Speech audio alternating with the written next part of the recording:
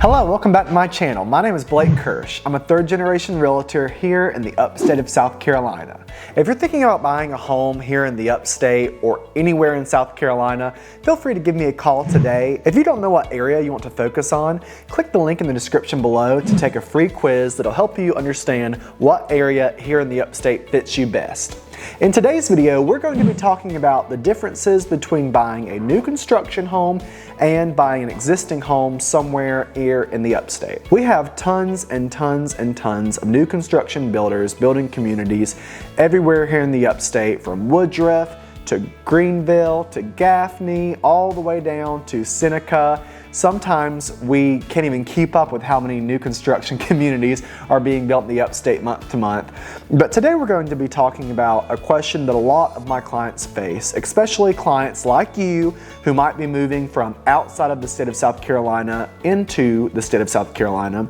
And that is it more beneficial to buy a home from a new construction builder like D.R. Horton or Meritage Homes or Mungo Homes?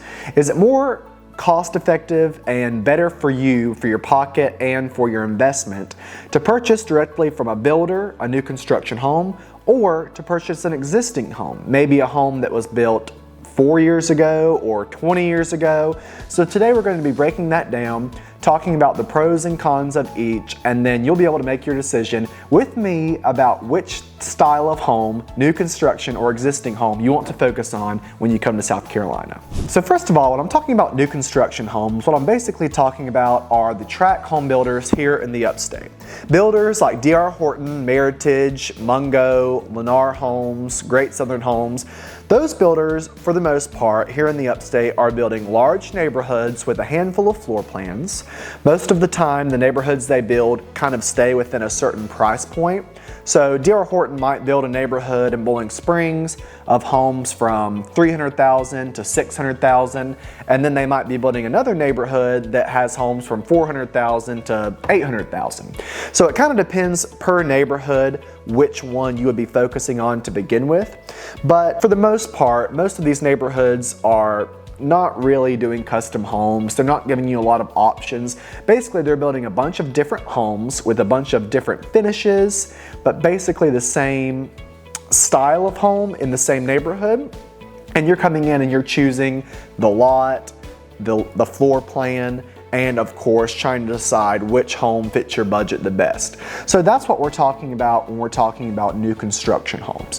When we're talking about existing homes, we're talking about any home that has been lived in previously. So that might be a D.R. Horton or a Lennar home that has been lived in since 2022 by somebody else and then they are reselling the home. Or it might be a home that was built in the early 2000s that's all brick. So there's definitely a larger range when we're talking about existing homes. They could be anything from year-old homes to 100-year-old homes. So we're going to break that down a little bit today too, the pros and cons of different types of existing homes. So first of all, I want to talk about the pros of buying a new construction home from a large builder like Enchanted Builders, D.R. Horton, Ryan Homes, people like that. First thing that comes to mind is the lower cost up front from a maintenance standpoint. I can't tell you how many times I've had a client move into a house where the inspection went great, everything's perfect when the home closes, and then inevitably the roof leaks or the HVAC goes out or the dishwasher goes out. All of those things are bound to happen. A lot of times I tend to think that buyers use their homes differently from the people who might have lived there before. So maybe you use the HVAC differently and that throws it a little bit into a tailspin, and maybe you have to have some repair items taken care of on your HVAC. One way to avoid that, especially if you know you're going to be tight on money after your move, is to go with a new construction home. New construction homes have everything brand new. For the most part, everything is going to be under a warranty. And really, that's the major reason, especially young folks that are coming to me, moving to South Carolina on a very tight budget. They might have enough money for their down payment and their closing costs, but they don't necessarily have enough money for their down payment, their closing cost, and to buy a new HVAC a month down the road. So it's definitely a safer bet to go with a new construction home that has warranties. Most new construction homes come with a myriad of different warranties. First and foremost, foremost, a lot of new construction builders have a 1-year bumper-to-bumper warranty. I know that builders like Meritage, Mungo, and D.R. Horton typically offer those warranties when you buy their homes. Those warranties cover things like nail pops, cosmetic issues, anything to do with the functions of the home, the electrical, the plumbing, the HVAC, all of that inside the home for the whole first year. Another warranty that a lot of builders offer is a 2-year warranty on all the major systems in the house. So that's more the major systems of the plumbing, the major systems of the electrical, the HVAC. And then on top of that, everything that you're getting from a new construction builder should be brand new and come with a manufacturer's warranty. So your water heater, your HVAC actual units, your refrigerator, washer and dryer, if those things are provided by the builder, your dishwasher, all of your appliances, all of those things should come with a manufacturer warranty that most of the time the builder encourages you to go and apply for as soon as we close on the property. All of those things are covered by either warranties from the builder or warranties from the manufacturer. So it really protects you from unwanted or unforeseen costs as soon as you come into ownership of a new home. Another warranty that pretty much every builder in South Carolina is going to market to you is a 10-year structural warranty. That means if they build a house and something happens with the major structural systems of the house, the foundation, the truss systems, anything like that, major foundational issues are covered for 10 years. So if you buy the house in 2025 and in 2030 you come to me and say, Blake, our foundation is crumbling on the right side, we've had a structural engineer look at it and they're telling us that this house has some major structural issues, some major foundational issues, then that warranty is still going to cover you from the builder even up to 10 years later. So warranties are definitely a major reason that people go for new construction. For me, it's kind of a double-edged sword, right? So if you're buying an $800,000 house, it's not very typical that you should be worried about the different items that would be under a warranty as far as breaking your bank. When you're buying an $800,000 house, you want to make sure that the most important thing about that house is protecting your investment, because that's a huge amount of money to be putting into one piece of property here in South Carolina. If you're buying a $200,000 house and you are a first-time home buyer and you're just moving to South Carolina and you're tight on funds, those warranties might end up saving you down the road. Those warranties might be the difference between you and your family going into debt on a repair item on the new house that you buy in South Carolina. For young families, I definitely think that home warranties through new construction can be extremely beneficial.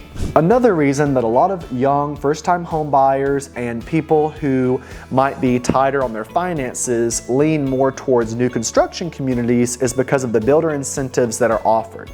Builder incentives that are typical in our market today are closing cost incentives. So they may be paying for all your closing costs. They may be paying for $8,000 of your closing cost.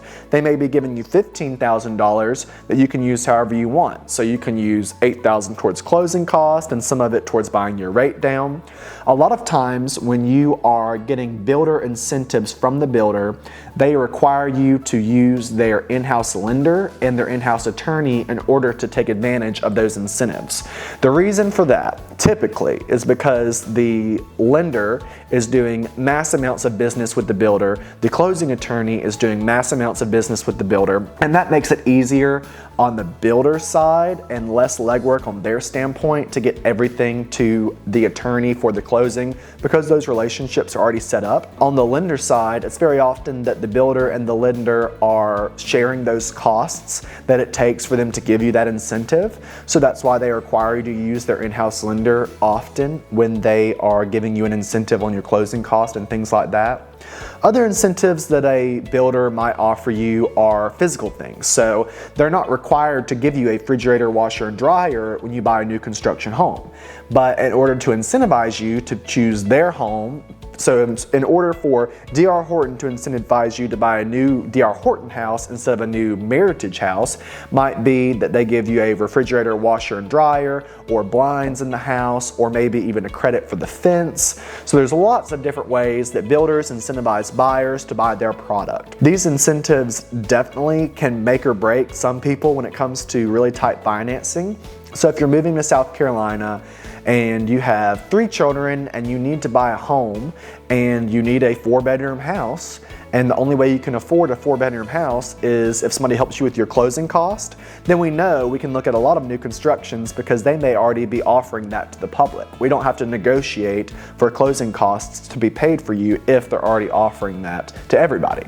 So in that case, a lot of times the incentives from builders make or break the deal for first-time home buyers, people closer and tighter on their finances. They definitely can be something that is extremely beneficial to make sure that you can get into the home that you want to get into. On the flip side of things, in the existing home community, builder incentives can make it extremely hard to compete in this market or to sell your house. We have to get very creative.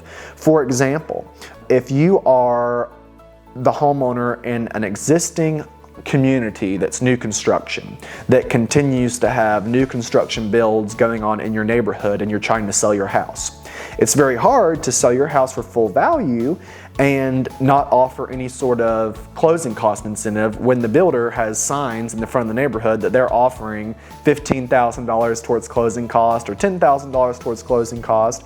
So it's something that the existing home market has to compete with, and often they do. Often in today's market and certain price points, sellers are willing to offer closing cost incentives or different breaks to the buyers. But in general, if you're talking about across the board where we want to go, if you need help with your closing cost, new construction is usually where I would say we have a safer bet to find closing cost incentives. I've also seen the in-house lenders that builders offer make or break the deal for clients. Most of the time, I always recommend you go with a local reputable lender. So for example, Courtney Smith with South Carolina Mortgage Options is somebody that I use weekly. A lot of times I encourage my clients to talk to somebody like her so they can actually talk on the phone, go over all their expenses, and get a pre-approval versus just a pre-qualification. When we're talking about in-house lenders for builders, so for example, when D.R. Horton builds a community, they have an in-house lender that is part of the D.R. Horton family of business that is able to offer a special rate. What they do nationally is they buy down the rate for D.R. Horton buyers that use D.R. Horton's lender to a rate that's lower than the market rate. It may be lower than anything any other lender is able to offer you, but that's because they're doing it across many, many different loans. That in itself can help some of my buyers be able to afford the type of house that they need as far as size goes, as far as location goes. That between the builder incentives and the special rates sometimes offered by in-house lenders, those are things that we definitely would consider a huge pro of a new construction community. Now we're going to be talking about the cons of buying a new construction house. Depending on who you listen to and what part of the country you are in, there are tons and tons of videos online about the dangers of buying one of the new, I guess, tract homes or spec homes that big builders across the country build. I'll be the first to tell you, I do think across the board, quality of new construction is never going to be what quality of new construction was in the early 2000s. Just as far as materials go, as far as the quality of construction, it's just definitely shifted over time. Which is not to say that a new construction home isn't as safe or going to last as long as an existing home from the early 2000s. And of course, older homes come with their own problems. But I do think that existing homes are in general going to have better bones if they were built in the early 2000s of all brick than a home built in today's world of today's materials most of the time, which is vinyl siding, things like that. It definitely depends on your preference, what you like, what you dislike, but in general, one of the cons of buying a new construction house versus an existing home is the higher price per square foot. Most new construction homes are going to come off of a spec sheet, so the builder or the on-site agent will decide what goes into that home. If the home has special upgrades according to the builder, so perhaps they did a attached porch on the back of the house, or they did a covered patio on the back of the house. That might add $25,000 to the price of the home, but it doesn't add $25,000 necessarily to the value down the road. So it can be a little bit dangerous when you're talking about the short term of your investment with the upgrades and the cost per square foot of a new construction home. Another con of a new construction home, especially in today's world, would be the landscaping and the maturity of the landscaping. Very often in new construction communities, especially here in the Upstate, they clear cut the trees, cut down every tree or everything that was there before, build the homes, and then plant smaller, often, cheap, cost-effective plants in the yard that are going to take quite some time to mature. If you're somebody who really enjoys your yard, really enjoys being outside, really enjoys mature trees, new construction communities aren't necessarily going to be right up your alley. So the maturity and the quality of landscaping for new construction in today's market is not going to be as good as an existing home. Another con to many new construction communities are the locations of those communities. When you're talking about places like downtown Spartanburg, downtown Greenville, most of the areas around those communities are already very built out. So there's going to be very few new construction communities right near downtown Spartanburg or right near downtown Greenville. Not to say that there are not some, but the majority of new construction communities are out more in the suburbs of the Upstate. That comes with a huge plus if you want to live in the suburbs. So areas like Welford in the southern part of the Upstate are seeing an explosion of new construction communities, which is awesome for the people who live and work there. But if you're looking to live near downtown Greenville, there will be very few new construction large tract communities in a normal price range in the $250,000 to $650,000 price range. A lot of the new construction closer to town is going to be luxury or something more niche. Large tract builders, the D.R. Hortons and the Meritage communities of the world, are more building out in our suburbs. So location can be a con of a new construction community. The number one complaint we get about new construction communities versus existing homes built in the early 2000s would be the quality of construction. The quality of construction of many of the builders here in the Upstate is something that I don't typically worry about. I love the product that builders like D.R. Horton and Meritage and Mungo are turning out. Lots of cost-effective and energy-efficient design, amazing finishes, really cool layouts that appeal to a large number of clients, and that's why they're so successful.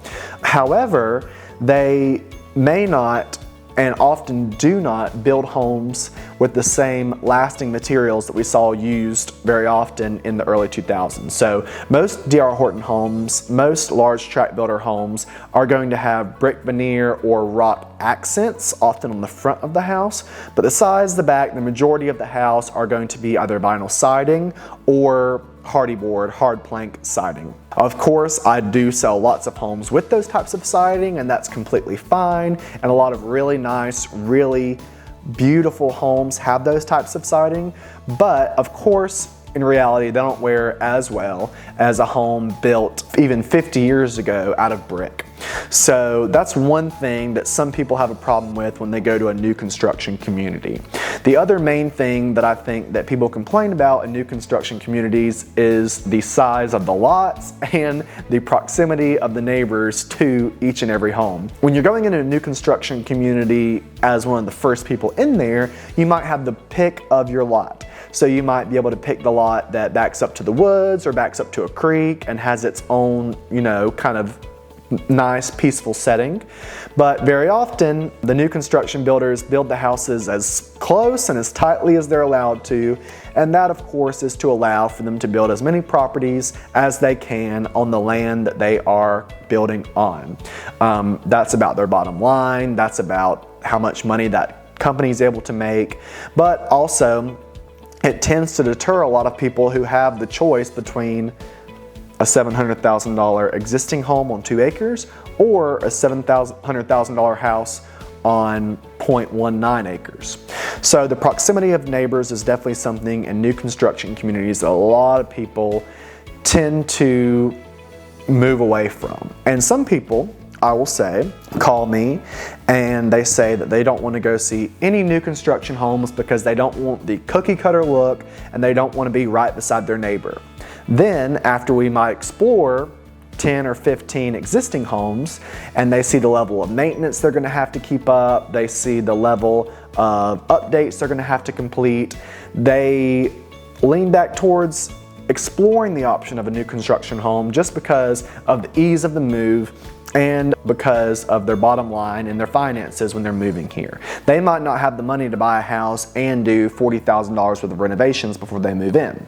So new construction, even though it might not be what they start off looking for, that's something that some people end up moving towards when it comes down to regular maintenance items. So people are often willing to accept the, according to them, lower quality of construction, smaller lots, just so they can have a new home that's easier to move into, more cost efficient upfront. And of course, like I said, a lot of people do have a problem with the cookie cutter look of new construction neighborhoods.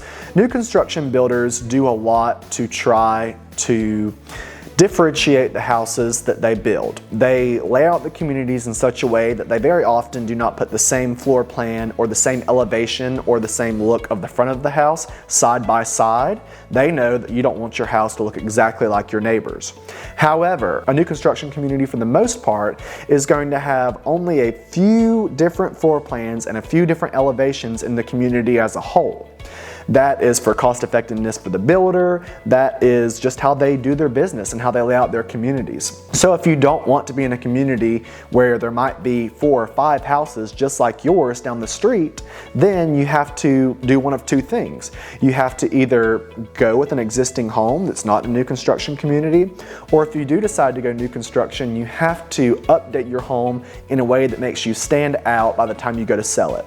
Things that I always encourage clients to do in new construction communities are things like adding a fence, painting the interior, doing things that make you stand out without overspending, because the worst thing you want to do in a new construction community that has a very defined range of price points in that neighborhood is price yourself way out by adding $200,000 worth of upgrades to a house in a neighborhood that doesn't support that price. Overall, there's lots of things that people need from new construction builders and lots of reasons that people end up going to new construction builders, and there's lots of reasons that people don't like new construction builders and end up choosing existing homes. Of course, there is the reality that now we are seeing a lot of what I'm calling new construction homes by builders like D.R. Horton and Enchanted Homes coming back for resale. Even from 2019, 2023, there are homes popping up in neighborhoods that still have new construction going on in them that somebody has already lived in. In my opinion, those houses can be pretty hard to sell. It's hard to sell somebody on a house that has had somebody living in it when down the road they can buy pretty much the same house for the same price with all new everything and all of the warranties that go along with that. So some ways for sellers to be able to differentiate themselves, of course, in that neighborhood would be the upgrades that I talk about, but of course, matching builder incentives, being aligned with an extremely experienced realtor and lender who know how to market those incentives to buyers so that you can stand out just as much as a new construction community stands out. And making sure that your realtor understands if you do have home warranties and they're still in effect, how those can transfer to new buyers. So there are tons and tons of reasons to buy new construction, to not buy new construction, but in general, I would say it's situational depending on the buyer. If you are moving to South Carolina and you are looking for a home and you are considering spending $350,000 and you don't know if that amount of money is best spent going to D.R. Horton and picking out exactly what you want, new construction with warranties, or if you should be exploring existing homes that are all brick in more established neighborhoods in some of our more established communities, then the first thing you need to do is talk to me. Let me talk to you about your finances. Let me talk to you about your cost of moving. If you have a relocation package, let me talk to you about your relocation benefits so we can decide if a new construction community is something that is going to be most beneficial to you, or if we should kind of keep our options open and look at existing homes as well as new construction. So of course, now that we've talked a lot about new construction homes, I want to compare new construction homes to existing homes and talk about where it makes more financial sense to pick a existing home over a new construction home. If we're talking about your investment as a whole, so say you're coming to South Carolina and you have $500,000 cash to spend out of the equity of the home that you're selling in Michigan. Well, it just kind of depends for me on your wants, your needs, but most of the time I would encourage you to maybe buy something more unique and an existing home. In South Carolina, we have lots of homes that are on larger lots, so acre lots, 2-acre lots. We have new construction communities from the early 2000s that have half-acre lots with all brick homes. We have lakefront property. We have so many options. I would definitely not want to limit you just to new construction homes in a situation like that, just because an existing home with more character, with, for example, an all brick facade, or with a pool, or with different finishes that help them differentiate themselves from other homes in the market, might be a better place for you to invest your money, because that home might have a better potential of growing exponentially in value. When you're in a new construction community and all of the homes are in a similar price point and all of the homes are very similar to each other, you have very little room to move. Like I said, you don't want to price yourself out of the neighborhood. You don't want to not do enough upgrades. So if you're coming in a very good financial spot to the south, an existing home can be a very good place financially to invest your money. If you're thinking of moving to the upstate in general and don't know what area might fit you best, take the quiz in the description below, give me a call, and we can talk about what areas in South Carolina fit your needs best. Thank you so much for watching, and I hope to see you on the next one.